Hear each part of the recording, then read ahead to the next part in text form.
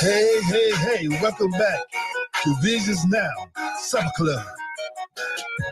All views expressed for their educational and journalistic purposes, they're not the views. The management, advertisers, and our staff of 92.1 FM. However, Visions does desire to bring a quality entertainment program which intellectually and culturally fulfills our community's needs to develop leadership and informed decision making for our collective future. Welcome to the village. Often imitated, but never duplicated. I'm Dr. Jaylene Hood, your host and executive producer. Welcome.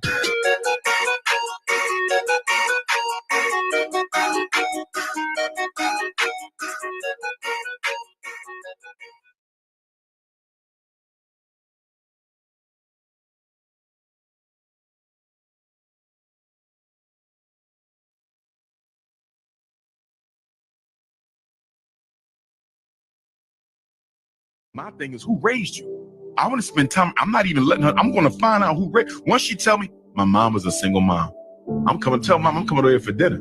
I'm playing it off. I like the food, but I need to hear what come out your mom and her mouth because I need to know what core values she raised you with. Because see, that's another thing we ignore about people. When you study them, you got to look for the core values. For example, I don't value materialism. So if I meet a sister who got to have the Louis bag, the Balenciaga heels, it's a turn off because I'm not into that. Even if I can provide her with that, I don't want to do that. You know why? We got homeless kids out here. We got mothers on the street. I can't afford to be giving you all this when some of this need to be going to the struggle and to the community. So you got to look at what people core believe. Some people fundamentally believe I'm nobody without these expensive things. Yeah. Are you sure this is who you want raising your children? Because another mistake we make as men is we would like the woman for ourselves and never say, is that the kind of mother you want for your son? Is that the kind of mother you want for your daughter? Do you want your daughter being raised on blind weaves and expensive shoes? You see that? Yeah. And a lot of times we don't look at that till she get pregnant. They're like, oh shit, I'm gonna have a ghetto baby. You know what I mean? Tattoos and booty shaking. We are too quick to go for the physical and not study as to whether or not this is see, my thing is, who raised you? I want to spend time. I'm not even letting her. I'm going to find out who raised. Once she tell me my mom was a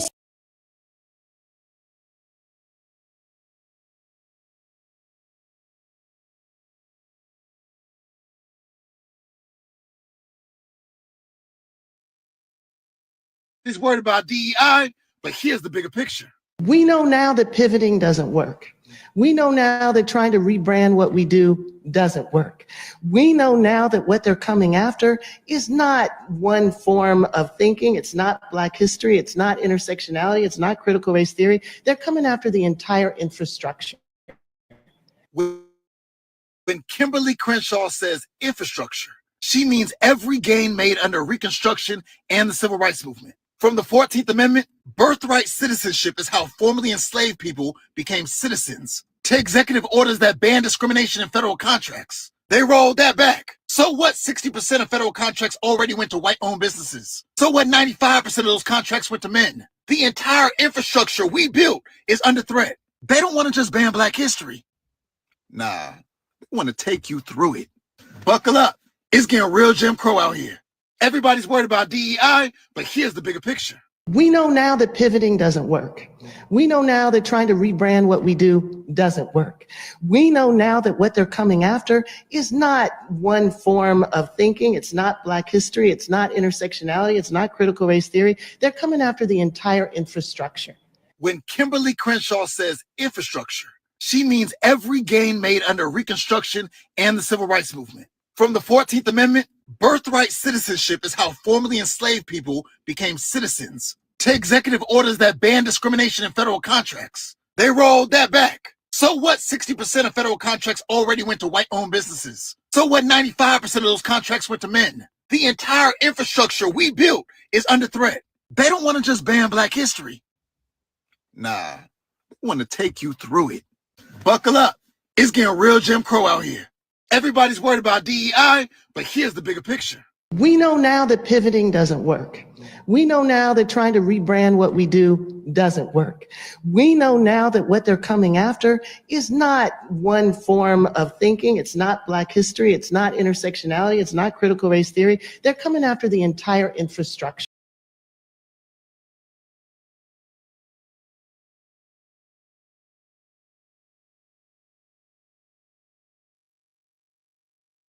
Did you all hear him when he said that men don't complain about how badly they are being treated, but women, we are like an exposed nerve.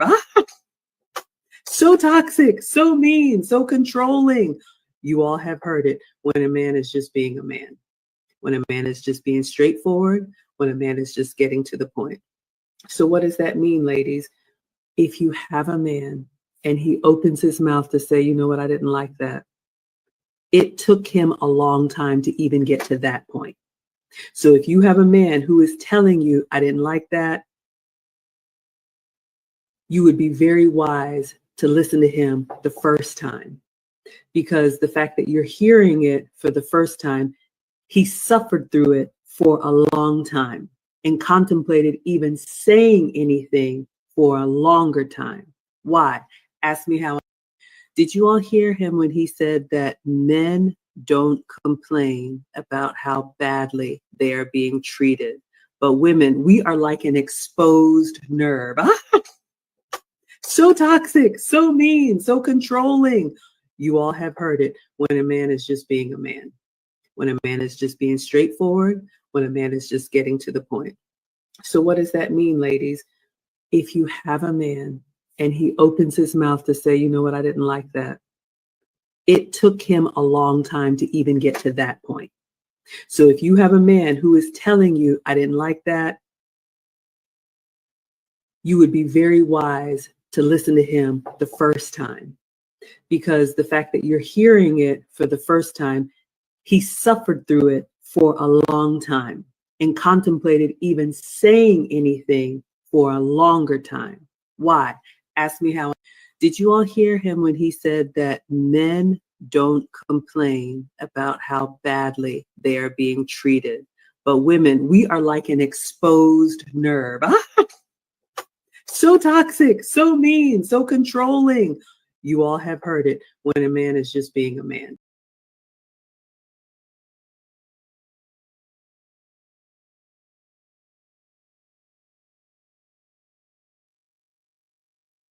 So what we're talking about is there has to be an educational program. That's very important. As a matter of fact, we are so important with us that a person has to go through 6 weeks of our political education before he can consider himself a member of the party, able to even run down ideology for the party. Why? Because if they don't have an education, then they're nowhere. You dig what I'm saying? They're nowhere because they don't even know why they're doing what they're doing.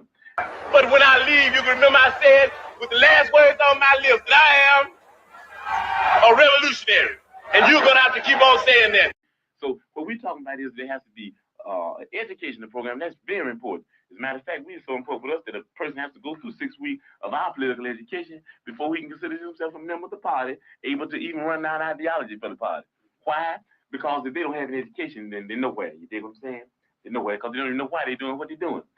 But when I leave, you can remember I said with the last words on my lips that I am a revolutionary. And you're going to have to keep on saying that.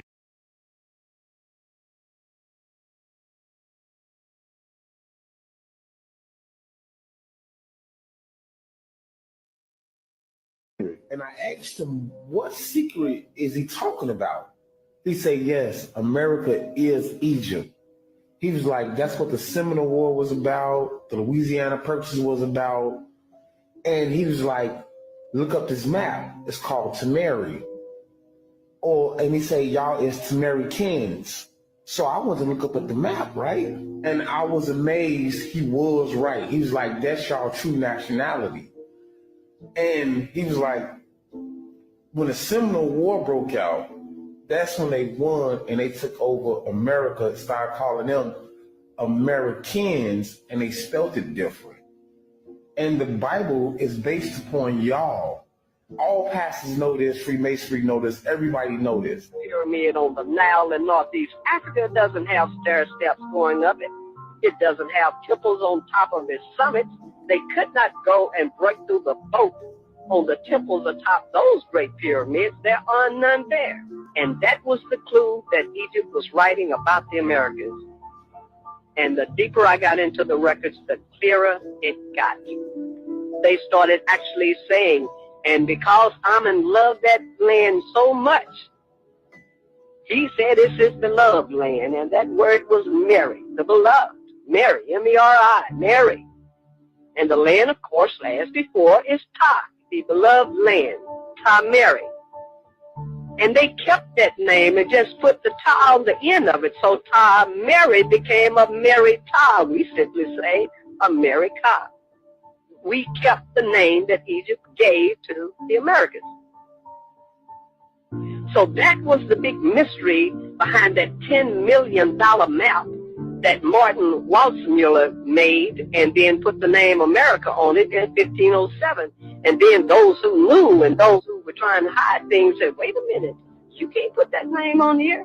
And the next time he reprinted that map, it was off. It was gone. Because that's the name that Egypt had given the land. Now you know your name.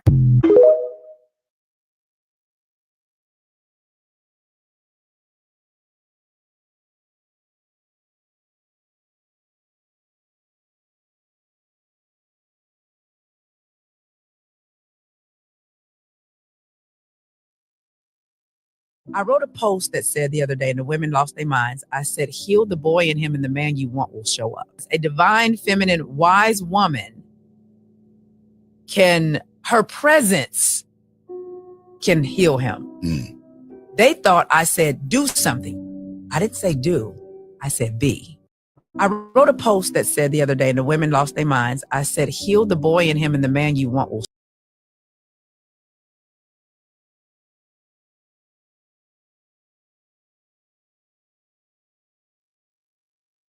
For a $100 bill, the winner of this race will take this.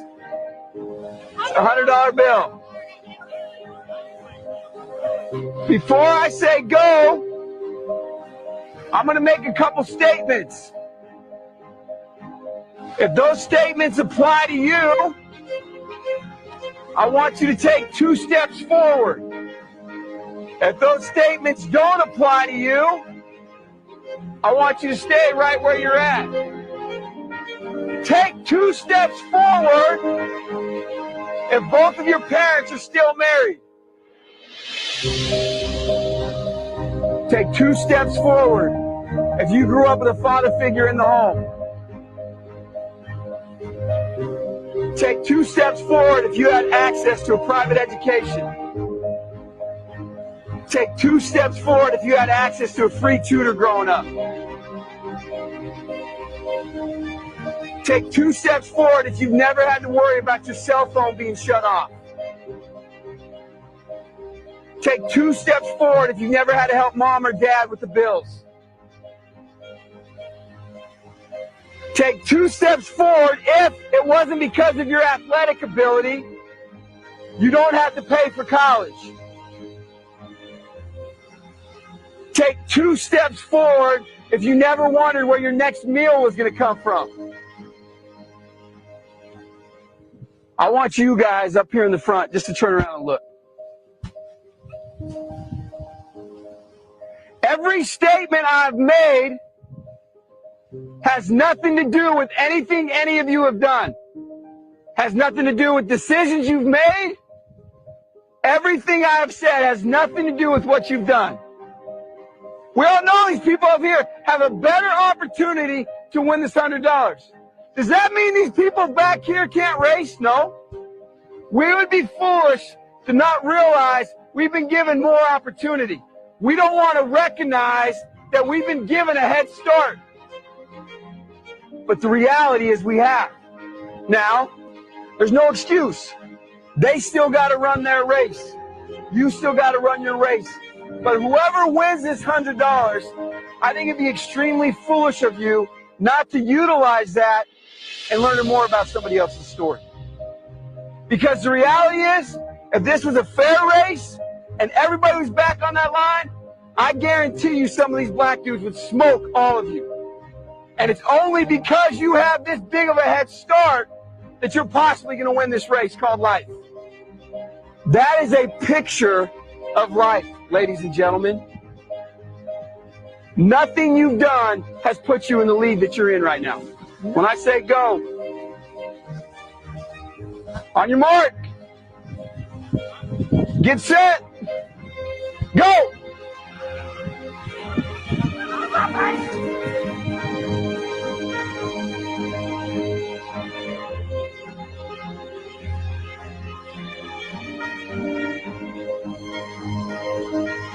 If you didn't learn anything from this activity, you're a fool.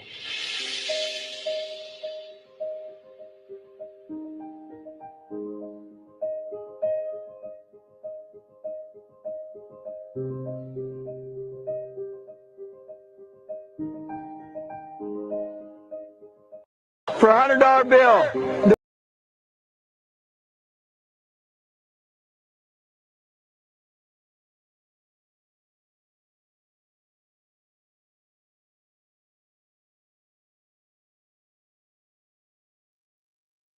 Hold on, let me get this straight. A group of Black Americans went to Ghana, spoke to the Ghanaian government about building a town for Black Americans in Ghana, got approval from the Ghanaian government to build a town for Black Americans in Ghana. And part of the agreement was that first, the Black Americans were given 200 acres to build a settlement, a small settlement, and they wanted to see how quick that settlement will be sold. Basically, they're saying, we'll give you 200 acres to do a trial run. If there are enough people who are interested, then we will invest and give you money to build an entire town. And nobody is talking about it? Yep, I looked it up. It is for real, for real. Chuck Bars and Earn Your Leisure, those two companies went to the Ghanaian government and said, look, if you are for real about Black Americans coming back, we want our own. We want our own town. We want our own everything. And the Ghanaian government say, yeah, we'll do it. But first, you got to show us there's a possibility this will work. We're not about to give you, fuck ton of land and nothing's going to come out of it. We'll give you 200 acres first, and we'll see what you could do with 200 acres. Yep. The name of the city, which they've already named, is Sanbra, which means the return. So there's literally a town right now that has been renamed the Return for Black people to go. All y'all got to do is find the Chak Bars and those guys and start. People, it's happening. It's happening. Spread the word, put the money together. It's happening. It is happening. Hold on, let me get this straight. A group of Black Americans went to Ghana, spoke to the Ghanaian government about building a town for Black Americans in Ghana, got approval from the Ghanaian government.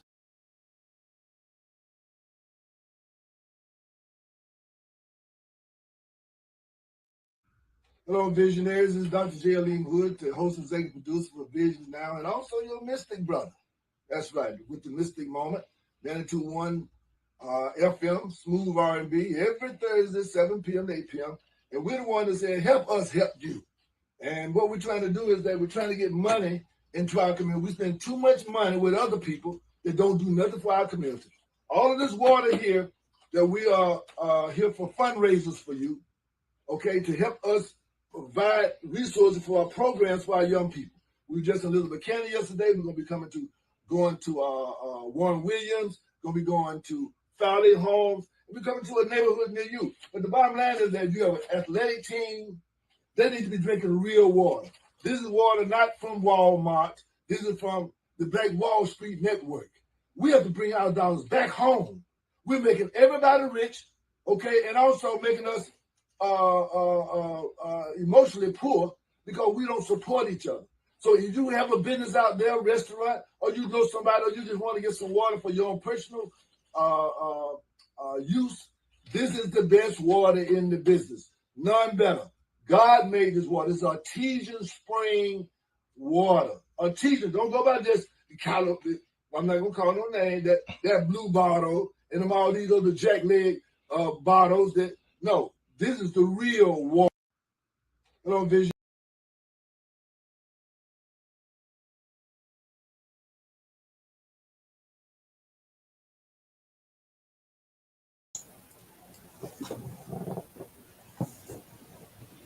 Hello. Organized. Promote Patricia Shindaru Sasa Wazuri. How's everybody doing out there? Of course, the weather is getting better. It's all weather's good.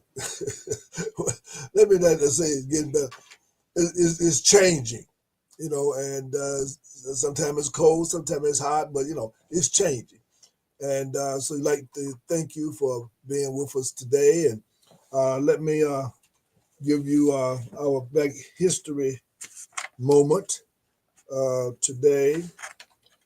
Today is February the 6th. And Arthur Ashe, first African-American man to win a singles title at Wimbledon, dies in 1993. And of course, Brother Arthur Ashe was a proud member of Kappa Alpha Psi fraternity, and which we share in that. And so I'm proud of his achievement and with people like him that that we emulate because of their dedication to excellence and things of that sort. The quote of the day. The quote of the day is always value your peace.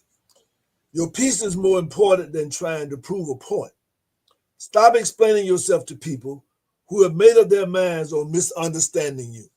And I think that's a good place to bring in our guest today, and that is Dr. L. Miles. And Dr. Miles, how you doing? Hotep. Hotep, Baba. I am absolutely wonderful. How are you, sir? All right. Peace to the God. Peace. Good to see you. Good to see you. Yes, sir. So how's things going up there in the ATL? Things are well. The weather is absolutely beautiful.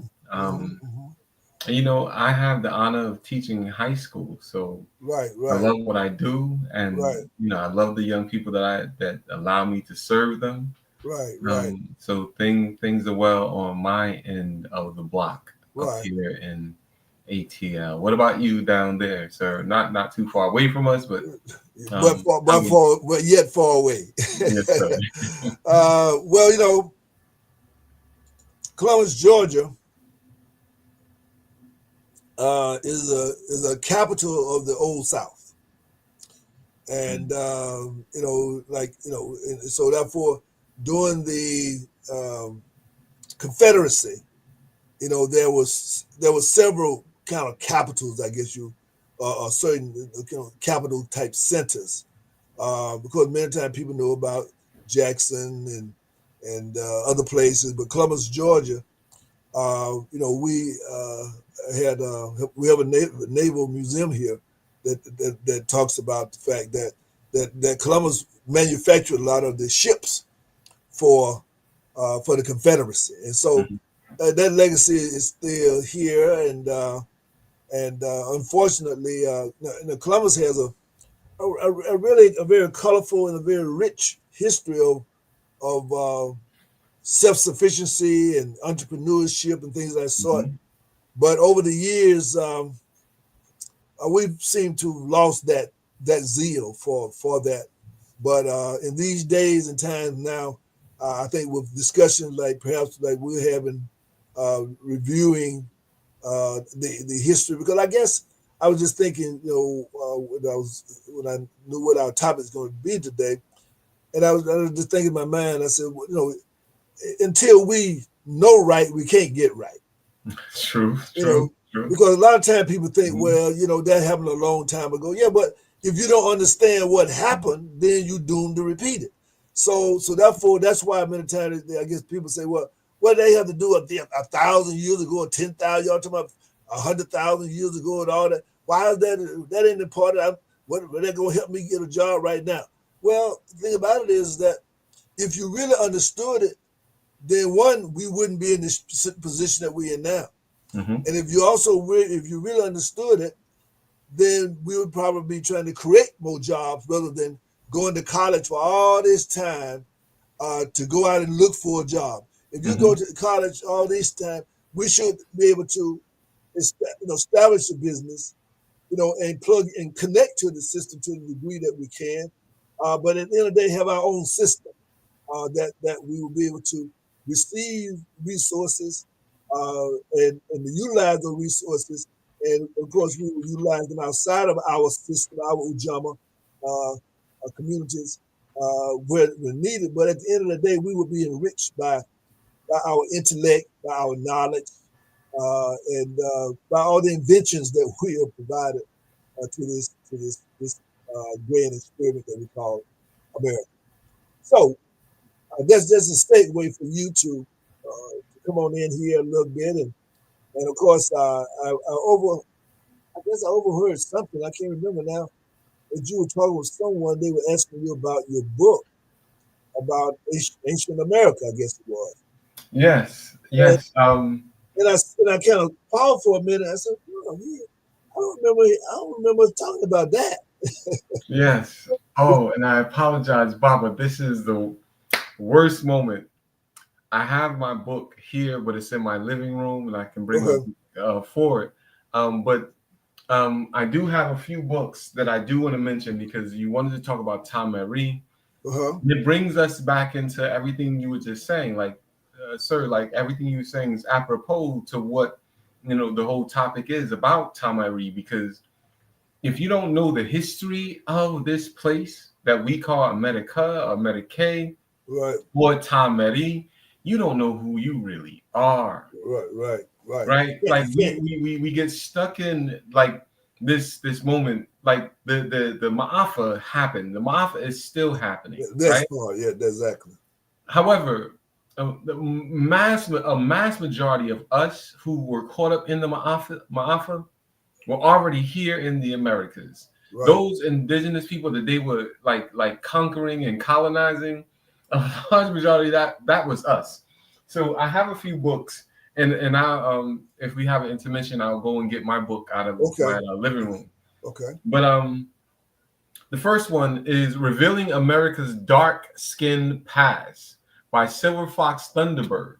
Right? It goes into detail about the fact that the first people here was us, right? And we can go into that. And one of the quintessential scholars on this is Dr. Clyde Winters, African Empires in Ancient America. He also has, and this goes into what we call Tamari, when Tamari is part of the narrative that is Atlantis and Mu, that is in the Pacific Ocean. Atlantis and Mexico by Dr. Clyde Winters also. Right.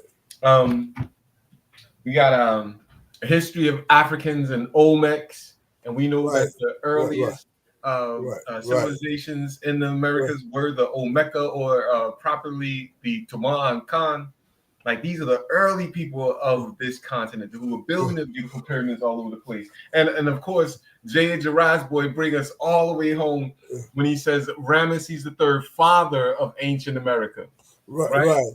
So we know that the ancient Kemites also were coming back and forth to the Americas. Let me add this, because again, I've been, I even as a child, I started studying and became aware of Atlantis.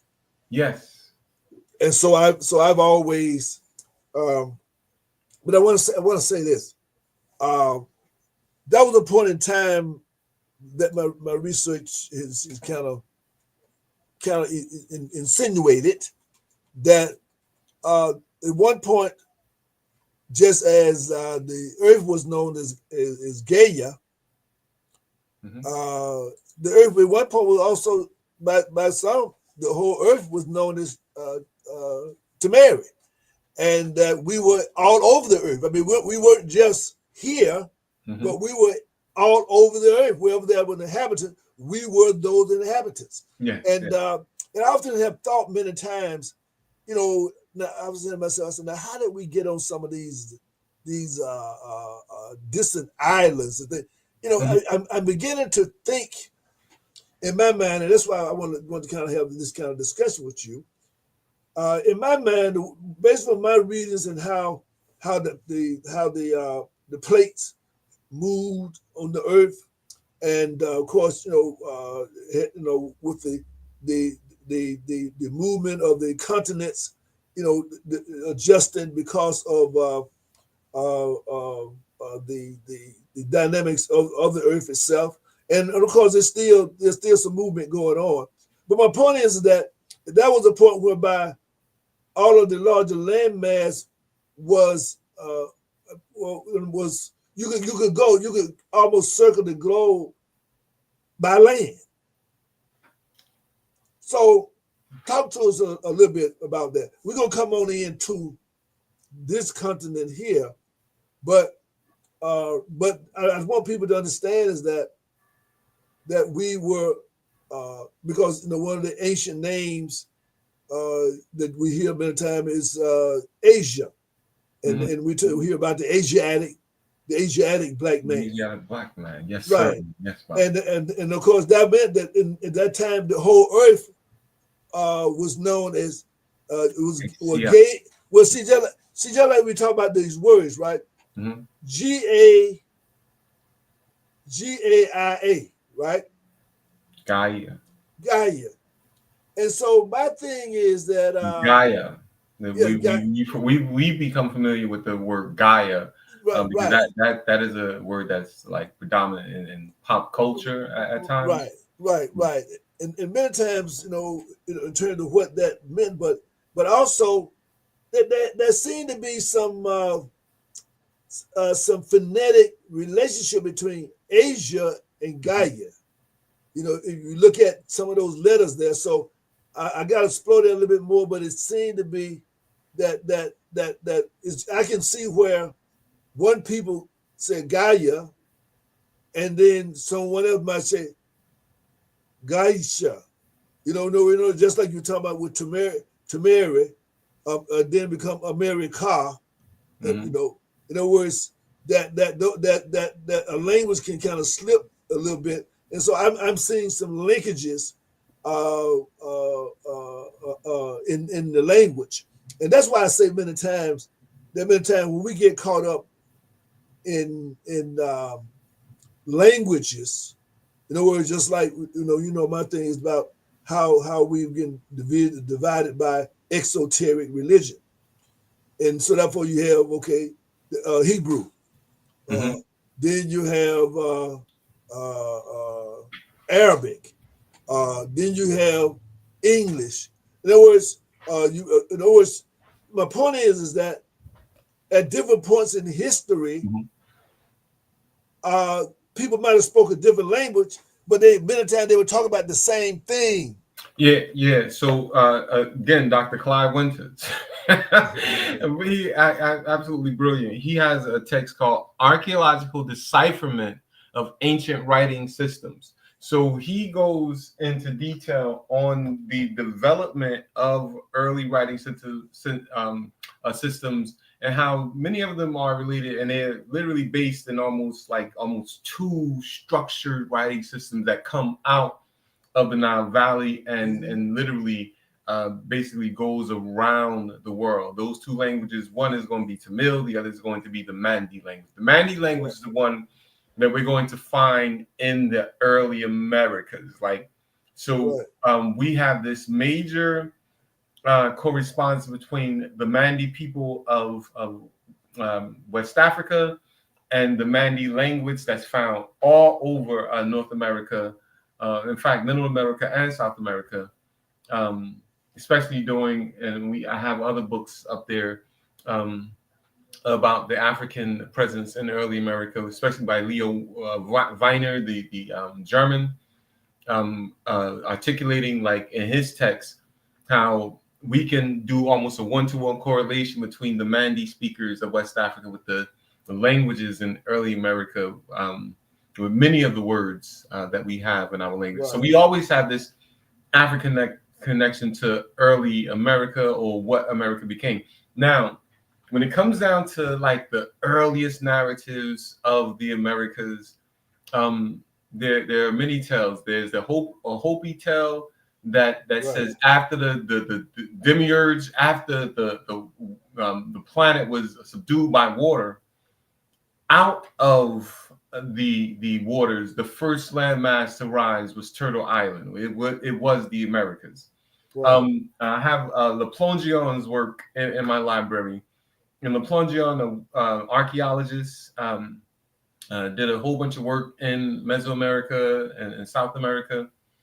And he argues in one of his texts, when he's talking about Mu, that civilization actually began here in the Americas, and it transported that civilization to Northeast Africa over time that became ancient Kemet. These are narratives. Like there's another narrative, and Le Plongeon actually pushes this narrative also. But even the concept of Asar, Aset, and Heru began here in the Americas and was transported into Northeast Africa, which we know it best in ancient Kemet.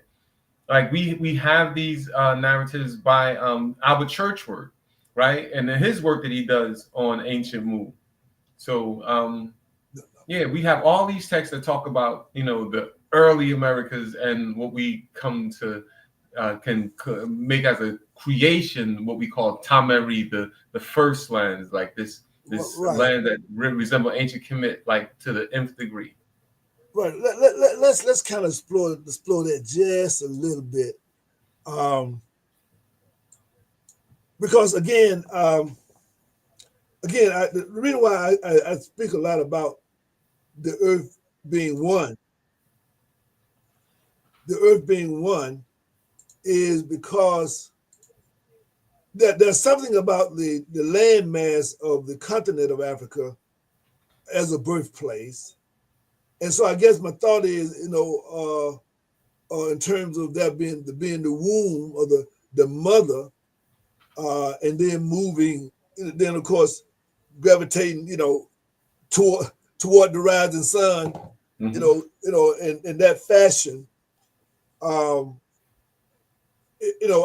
guess my point is that the way I've been looking at it is that I'm not going to replace Africa as being the mother or the womb or the portal for us, because there's some other thing. For example, I don't know if you're aware of the fact that when you return back into from outer space into the earth, you have to do it over Africa, and particularly over what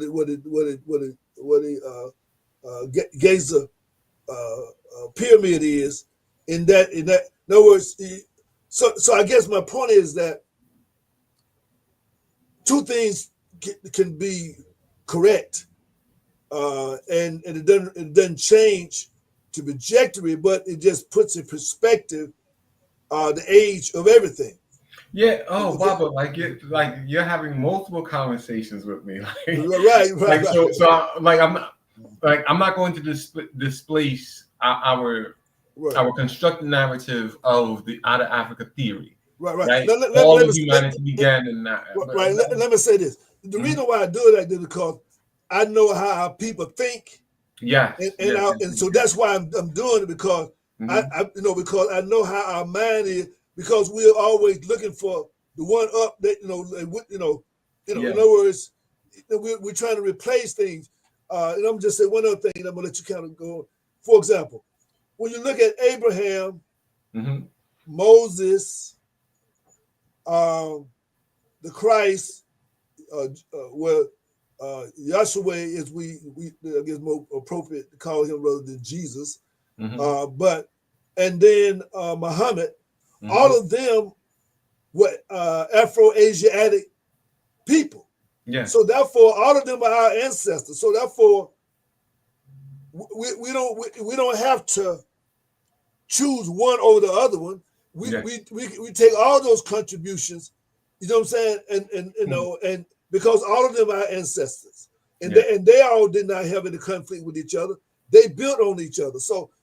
But in our people, man, you know, we have us debating about what Judaism versus the Muslim religion, versus Christianity. I'm trying to say, look, either you're gonna take them all, or you're gonna leave them all. Baba, the best line we can say is, "We all family."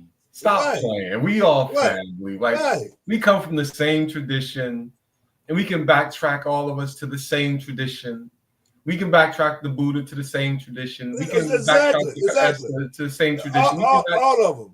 We can come on back home. We know where you got all that stuff from. Come on back home. Because then people because we're fighting these little battles.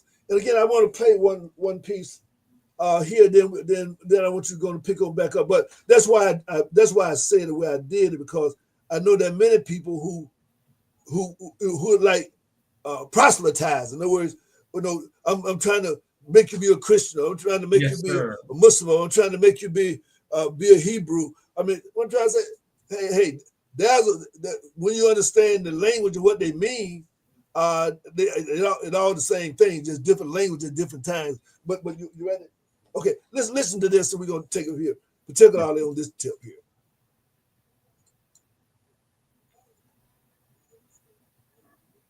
Ancestry.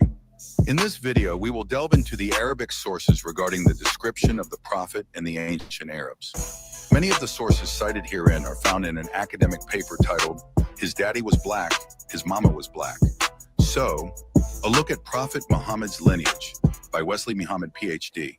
On the subject matter, Robert F. Spencer remarks, "It is said that the Quraysh, Arabs, explain their short stature and dark skin by the fact that they always carefully adhere to endogamy.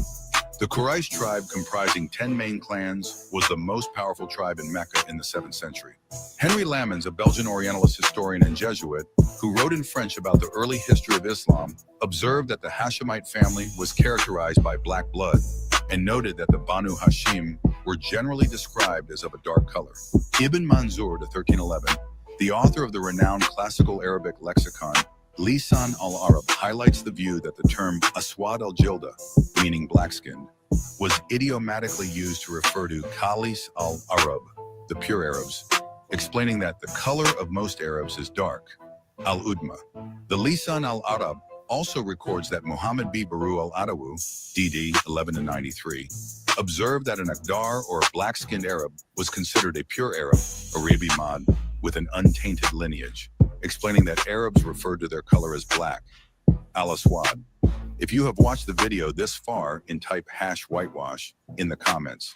Al-Jahiz, D869, in his Fakhr al-Sudan al-Alabidin stated, "The Arabs take pride in their black color, al-Arab Tafkar bisawad alan." Jahiz himself was from Arab Banu Kinana tribe.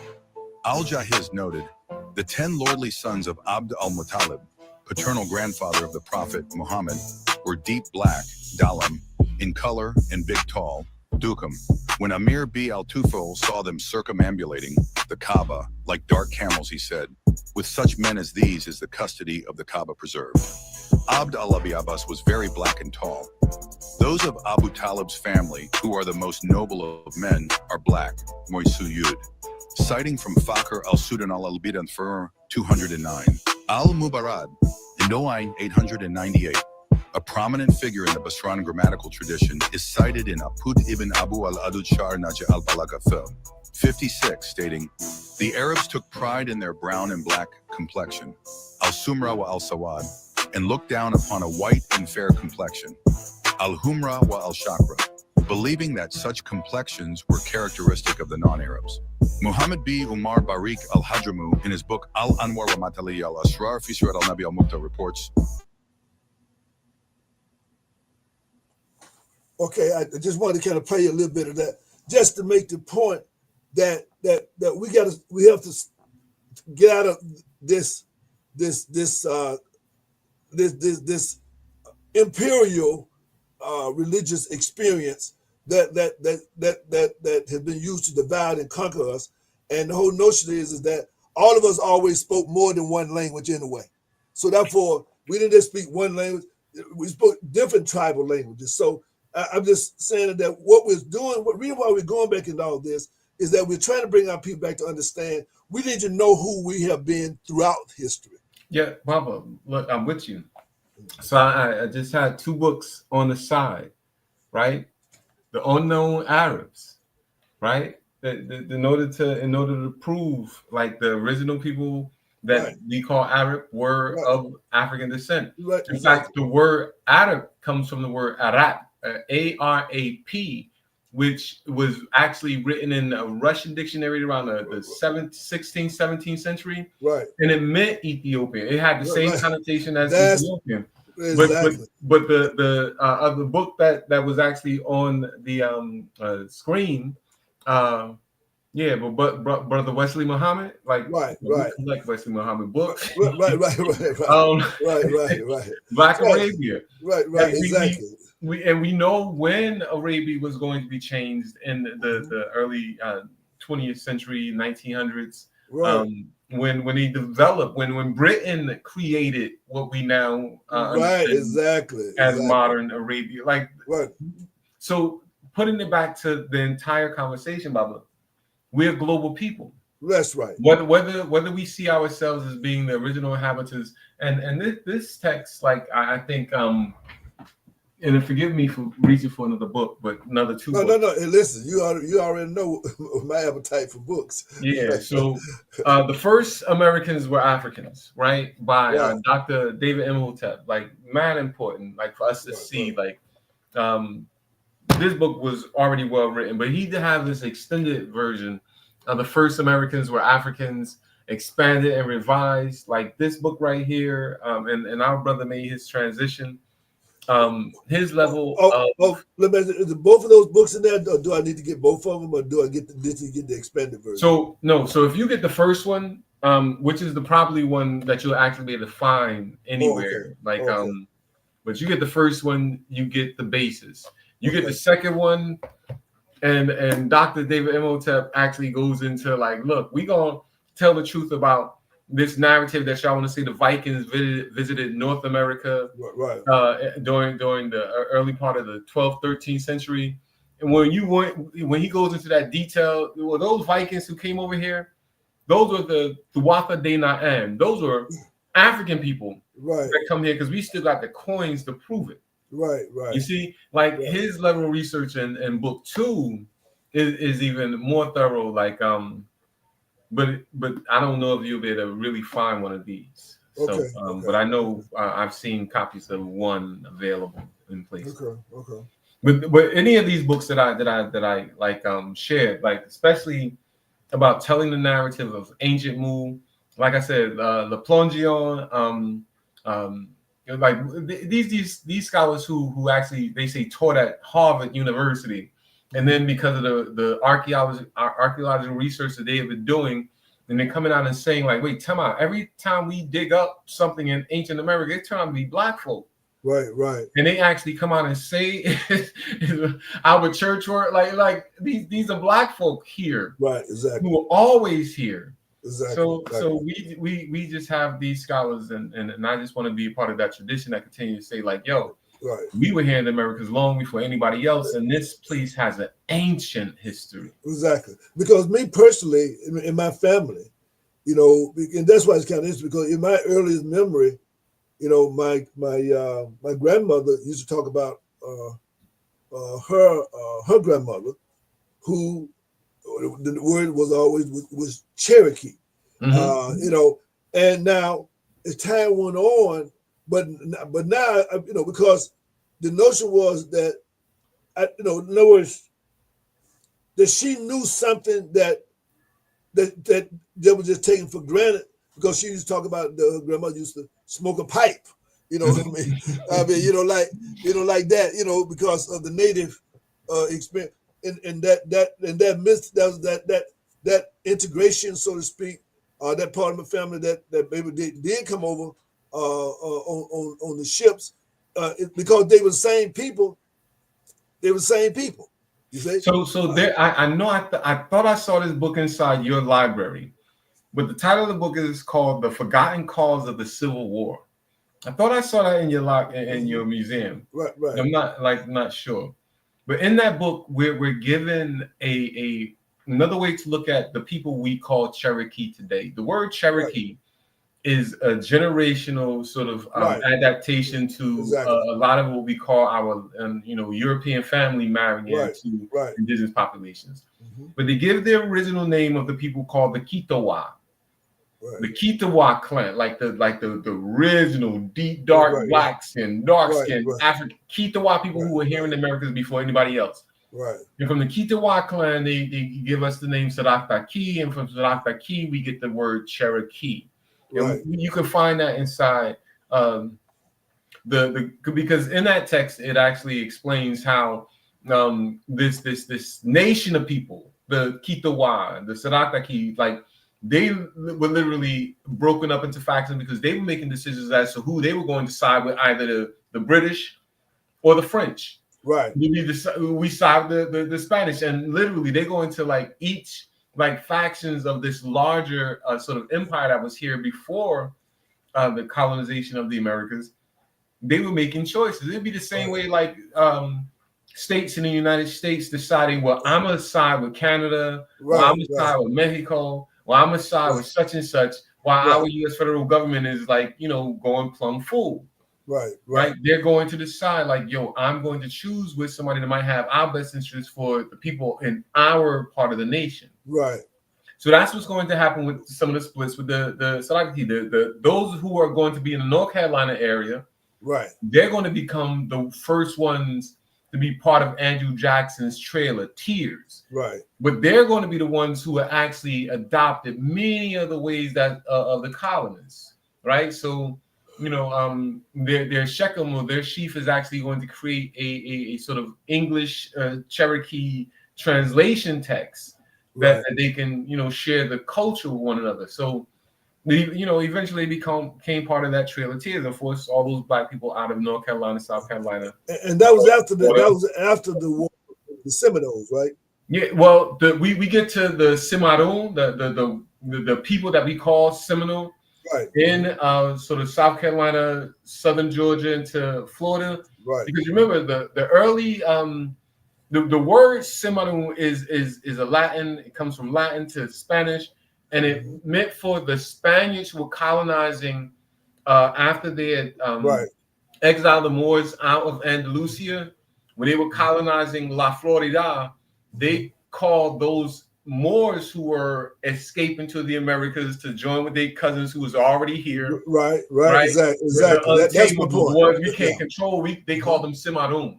Right. That word Cimarron turned into the term Seminole over generations. So you're gonna find those people intermixed with what was called the Yamasee Confederation. Because just like in Jamaica, you had the Maroons, and Haiti also with the Moors.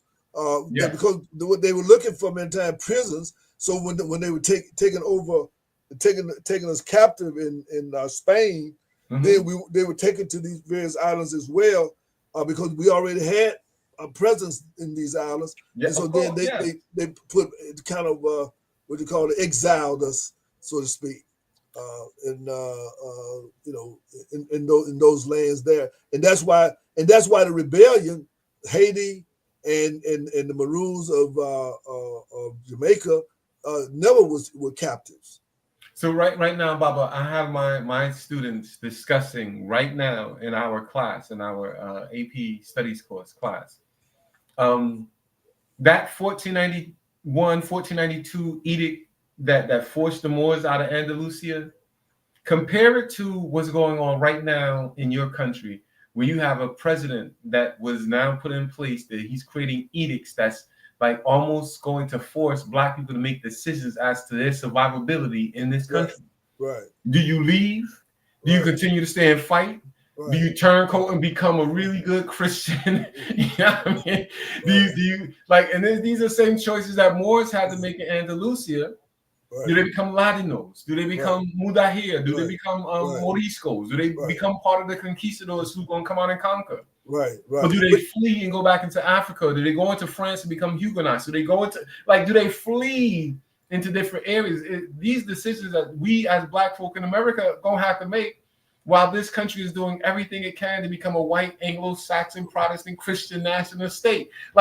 We have to make decisions ourselves right now. So along that same line, and that's really the reason why I'm kind of really want to have this discussion, because it said that as we start off with, that we were the caretakers of the entire earth. So therefore,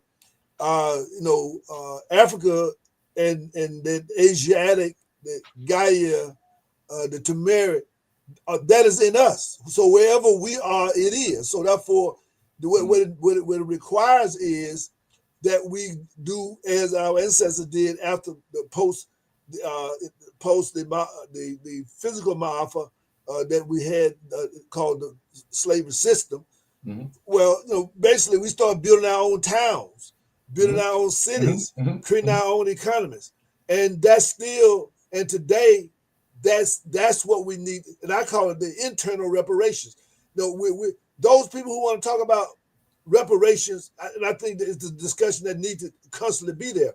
But our work needs to be on casting our buckets down where we are, taking the resources that we do have, and building institutions so that if we begin to withdraw our codependency and reduce our codependency on an economy that right now that we are helping up because we're not using it to build our own institutions. Baba, you mad right. But we got to go back into our elder. Our elders taught us why the condition is constructed the way it is. Chancellor Williams, the Circle of Black Civilization, and of course the beloved Dr. Carter G. Woodson, the reason why we even have Black History Month right now, and the miseducation of the Negro, the instilling within the psyche of a people this learned helplessness that they forgot who they are. It was taught into the people that white ice is better than black ice.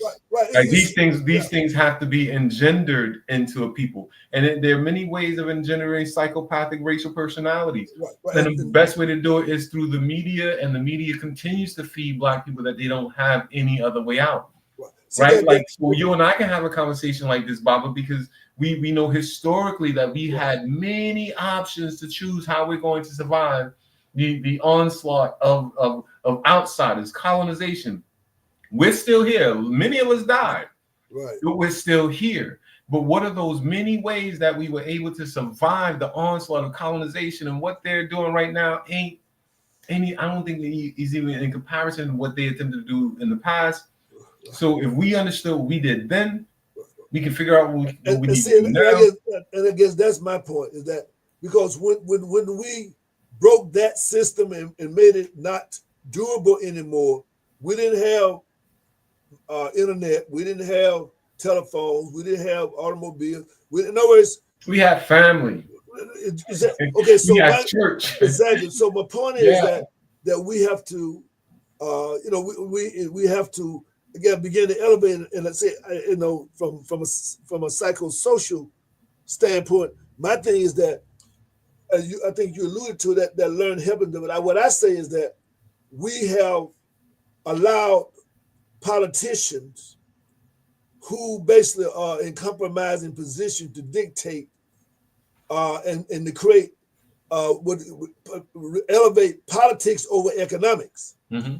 And as a result of that, what happens is that makes us more now. Remember, coming right out of the Emancipation Proclamation, we were about builders and not beggars. Of course. Okay, so but during the time of over the years, what has happened because and that's my thought is that even come up those 400 or 500 years, we still understood that we had to have our own capability, that Kuja Chagalia. But within these last 100 or so years since then, we become beggars. I call it consumer beggars rather than builders. But that was the point up until the 1920s and 30s when we still were doing it because there was a battle over that. But my thing is that we have to be back again, gain control over our economic lifeblood. So therefore, we got to start circulating our resources. Meaning we got to create institutions. We got to build institutions, build business, food, shelter, clothing. Right now, every city should have at least one grocery store. They should have at least one or two building contractors. In other words, we need to get back to the fundamental, to the basics. And they need to be connected, not just you doing your thing, I'm doing mine. No, this needs to be connected to a broader agenda, because right now we're not operating in terms of building it out institutionally, because I want to do my own thing, even though you and I, we're doing the same thing as opposed to coming together and making it bigger. So those are the kind of things that the lessons of the past, to me, the Sankofa experience tells us that even though we don't trust each other, but we have to get back in touch with reality, as you alluded to, because of the trauma that we've gone under. That's even more reason for us to link back in, to connect with the earth, and not to get taken away with this AI that's and going into Bitcoin mentality rather than staying generic with gold and silver mentality. Some things ain't never gonna change. We people of the planet, we gonna need the planet for survival. Like no matter what you put into the internet, but we seem to forget that. Like, we live on a planet, so you're gonna need the planet to survive. Like, you're gonna get the nourishment and everything else from your planet. And that means we gotta protect the air, we gotta protect the water. We be making mistakes, Baba, but I don't think we like really that stupid. but my first book, like I focused on like addressing the singular narrative that said all African people who are in the Americas were the progeny of that period of time called slavery. Right. And I document like how many different spaces we had come from in order to be here. I think my second book, to piggyback off that first book, is going to be the post-Civil War reconstruction of the United States. Because I think we're looking at that whole period of time wrong. I listened to a whole bunch of conversations where not wrong. Let me take that back. We're still living in that myopic, like things were happening only because of slavery. Right. But let me just add this nugget here. My position is that the Civil War has never been over. Yeah, that's what and I'm going into that, right? Right. So when we look at it myopically, to say like something like the 13th, 14th, or 15th Amendments were created simply because of Black people were enslaved. That's not a complete true statement, right? We have to understand that by the 14th Amendment, what was the United States of America wasn't all of the continuous landmass that we go from Maine to California. These people ain't even mapped all of it out. They didn't even know who was really here. Right, exactly. These people didn't conquer the entire, like their little small colonies that eventually became eventual states. It still didn't encompass all of the landmass, and they still didn't encompass all of the indigenous Black towns that were already here and in place before they went through that 14th Amendment and said, if you're going to be on this landmass that we're going to now give jurisdiction between this point where we start at Maine to this end point in California, that 14th Amendment is now naturalizing anybody born on that soil landmass, and except for the indigenous people we already in treaty with. Right. But now you are naturalized as citizens of this country. It wasn't just for Black folk who were coming out of enslavement. Right. It's because they had now come into understanding what they could construct as their landmass, that they get their 48 continuous states. You see, like it's a larger conversation and this stuff. But now, once they did that, they gave citizenship to all these people. All of these Black towns that were full of indigenous Black folk, now has to decide to become incorporated into the corporation that is the United States of America. Right. So then now these cities become incorporated and they now become part of federal government. Now you have all these black towns. These black towns now become the primary sources of destruction during the white immigration, during that Ellis Island stuff, when they're bringing all their European serfs. And when they're bringing their European serfs, they got to put their European serfs somewhere. We're doing the They're famine. going to force these black people out of their territories and then just sit on their towns. That's what we saw in Wilmington, North Carolina. We see like when they're bringing their people here. In fact, in South Carolina, people who are classified as white didn't outnumber the black population until 1924. You see, because they kept bringing their immigrants from Europe after 1865, and that's what began to start overpopulating our cities with their immigrants, creating the original slums in this country. So how we think about like those historical moments, it has to have a fuller story, not just like everything happened because of slavery. You know what I mean? Exactly. The country was changing its very size, its understanding of itself. Like the people in charge, like they didn't know what was the possible landmass of this territory that were taking over. They hadn't even gotten to the Spanish-American War yet. Texas and Nevada and stuff. And once they annex Texas, you're gonna find a whole bunch of black towns. That's why Texas is still like the leading population of black people. Ain't because only black people there because of slavery. Because like they were already there. That's ancient. That's New Spain.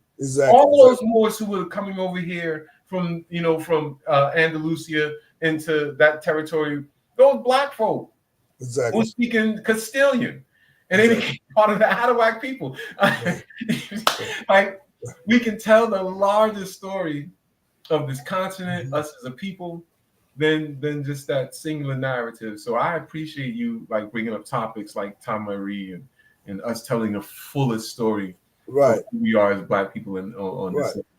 Because to me, it also implies that we have a destiny and a responsibility to be as self-sufficient because of the position that we're in. That we are at the end of the day, we have a more organic relationship with nature and with the earth than other people do, on varying degrees. But we it's unmistakable in terms of our loyalty, as soul people, as soulful people, because of that connection. And even though the other people who, and again, we can look at some point in our discussion, when we look at the Iceman inheritance, that mentality, and as to why they could never really rule. For eternity, because the psyche is built upon self-destruction. It's what I call in my field a narcissistic syndrome, cultural syndrome. The culture, Eurocentric culture is really narcissistic. Baba, the very language itself is pathological. Right. The very construction of a whiteness, and that whiteness as being applied to a human population. Whiteness in and of itself says it must subdue darkness. The very concept of white has to subdue. I'm a little anal about the terminology just a little bit. Because we use darkness and blackness interchangeably. Exactly. And I try not to do it. When I'm talking about blackness, I'm talking about the fullness of light. So I'm talking about people of light. But we're talking about the psychopathology of the very concept of whiteness. This is how they view it.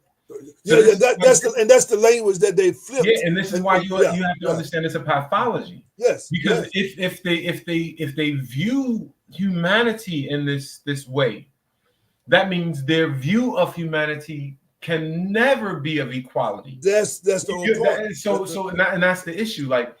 the moment a person can address the idea that they are white, they can never see any other as an equal.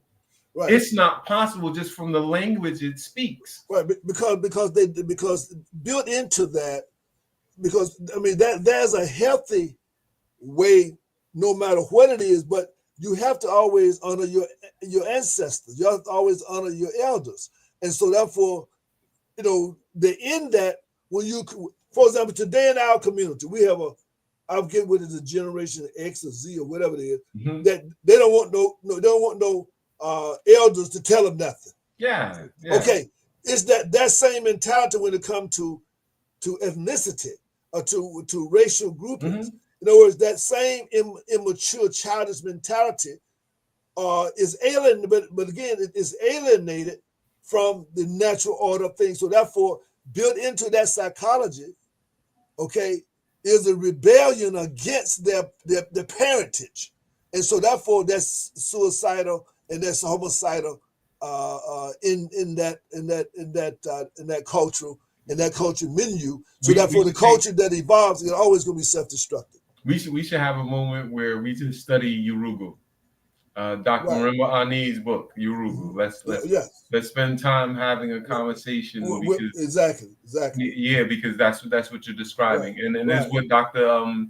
Bobby Wright explained as a psychopathic racial personality. And see, the thing about it is that we even go back to Yakub, different language, but different language, the same narrative, Baba. Same narrative. Same narrative.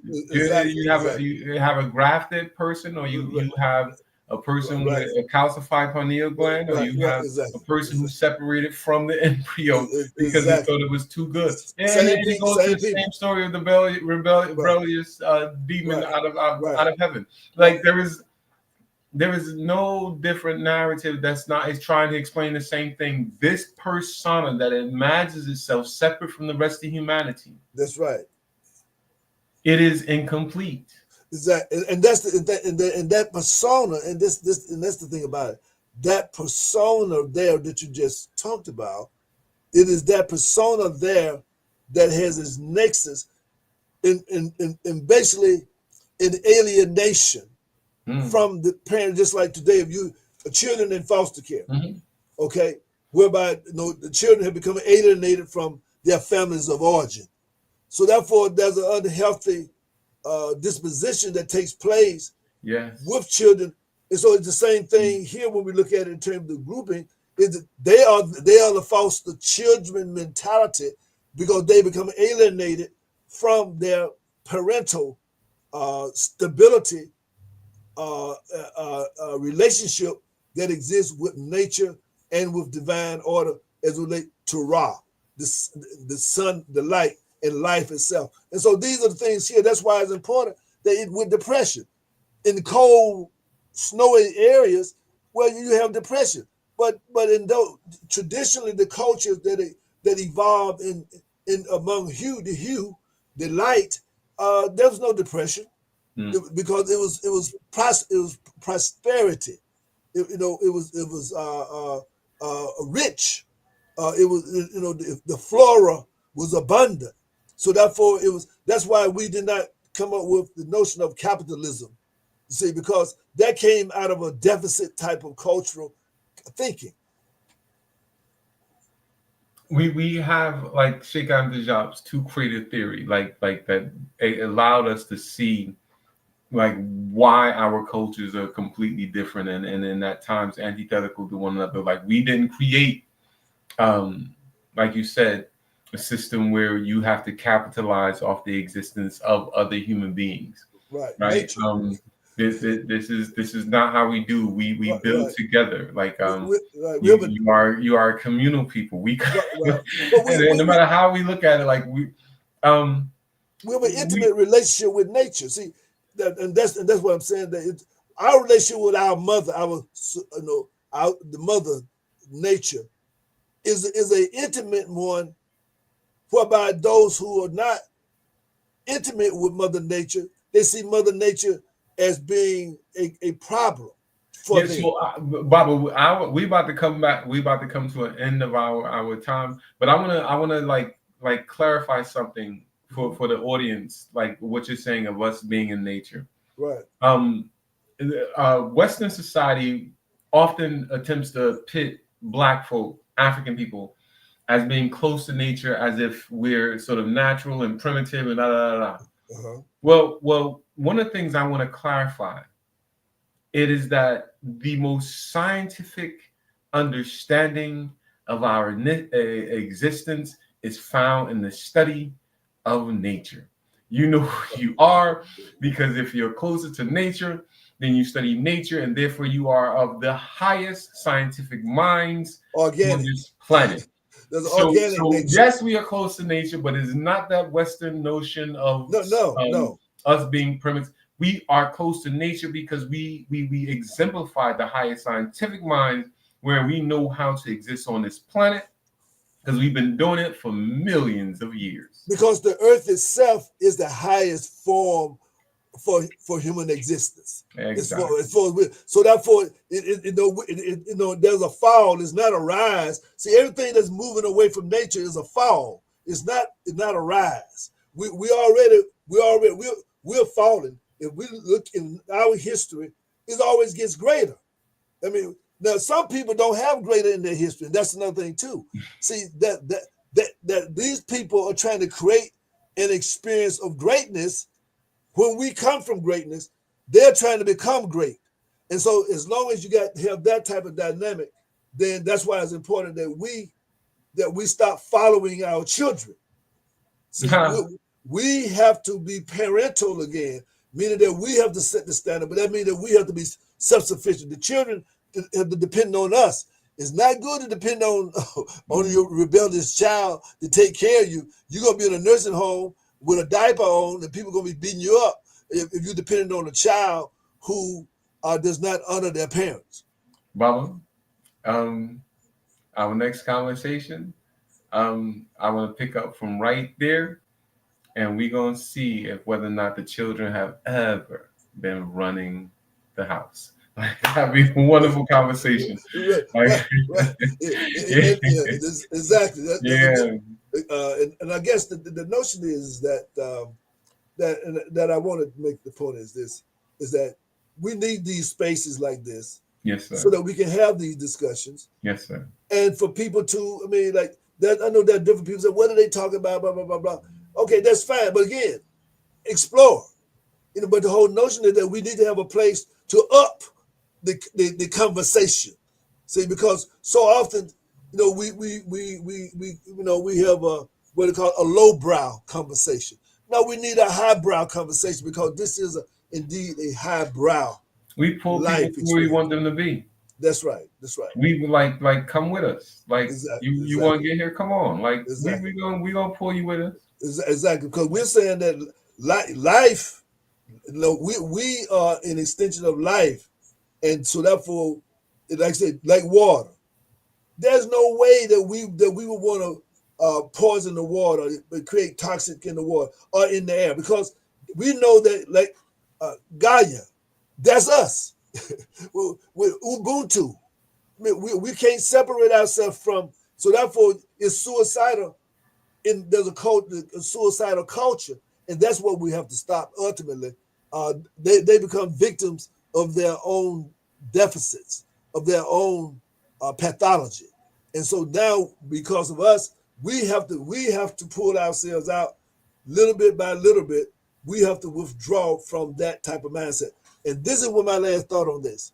That's why we have to get our children reading books and not tablets for knowledge. With you 100%, Baba.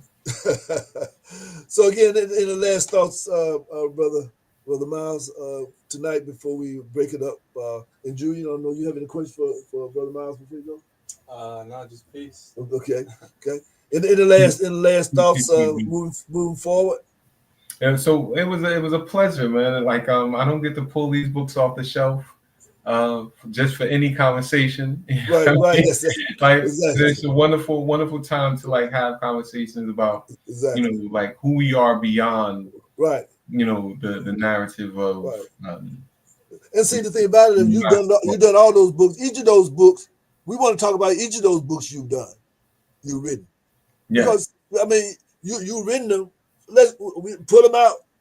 Let's talk about each one of them, and we're gonna have a discussion about. My first one is out, but my second one is coming. But the ones that I showed tonight, like these are my elders. These are my teachers. That's right. That's what do they say? When you lose your elders, you lose a library, right? You lose your contact with reality, because at the end of the day, you have to understand what came before. Okay. In order for us to be able to actually understand how to do corrective action for the future. I'm with you, Bob. So again, with your children, we're going to talk about independent schools also in our discussion, Brother Miles, because we're at a point in history now where we're going to have to be more proactive and more intentional about having supplemental school system. I call it micro academies. We're going to have to. We got to do that, and I know we there with Kip. I wanted to see if you can Bubba, put out.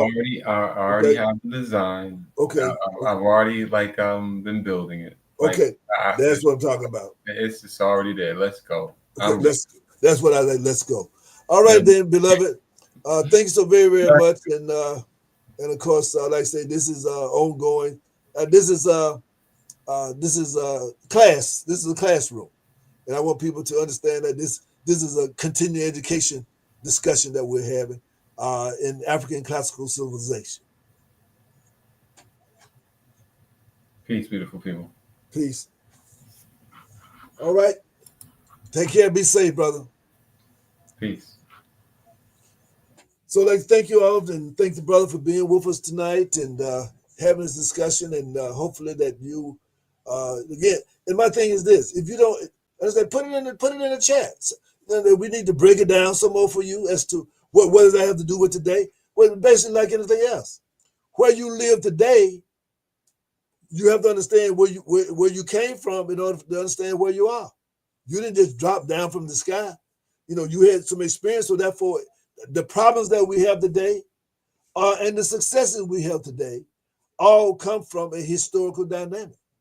And that's why that's why it's important for us to go back and understand that the farther you go back in our history, the greater we are. So therefore, we don't have to follow anybody. We just need to replicate what the cultural systems that got us to this point in history, okay, and got us to be the envy.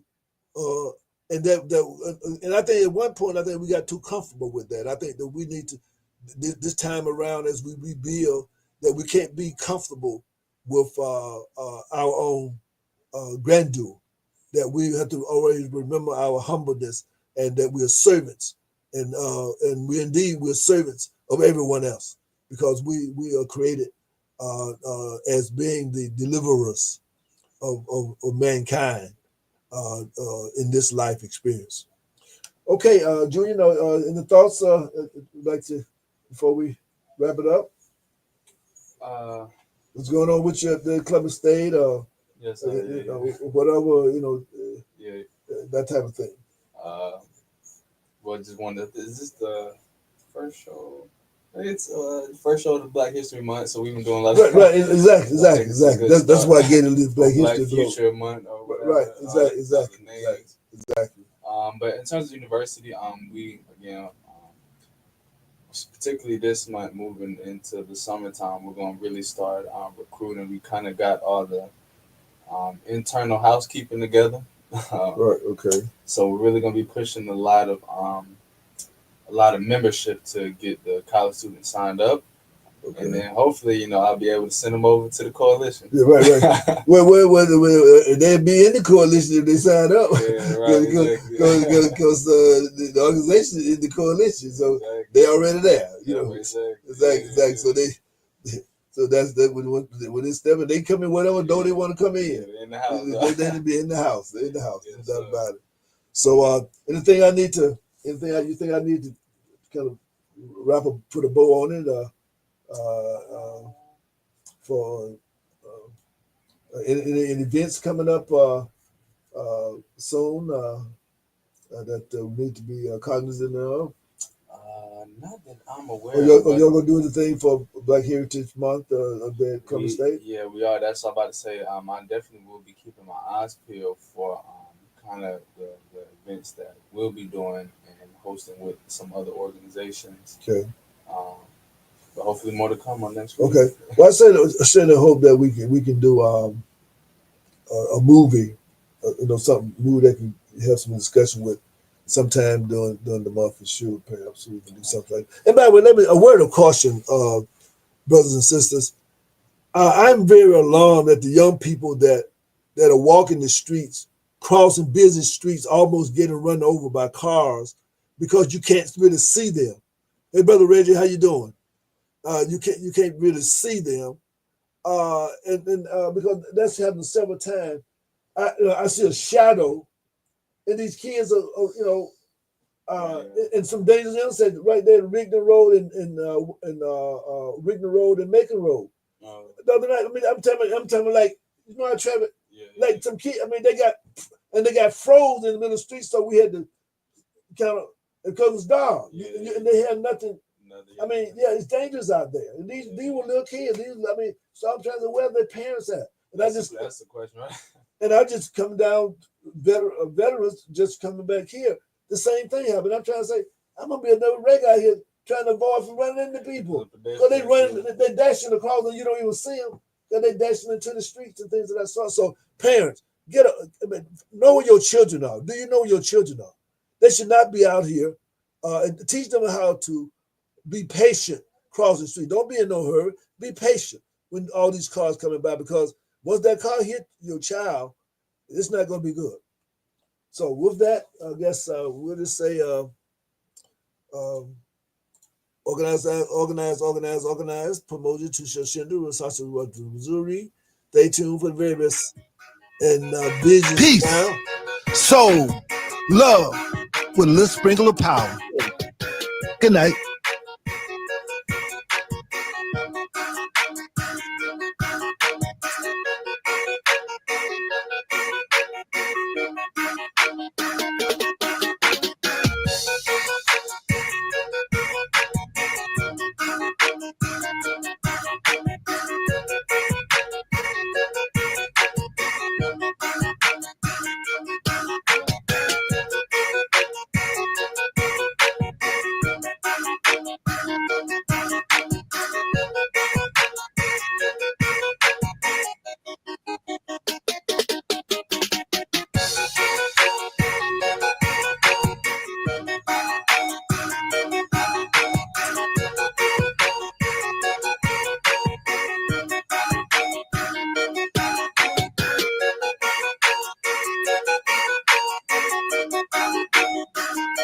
Brother Kyle Muhammad, assalamu alaikum.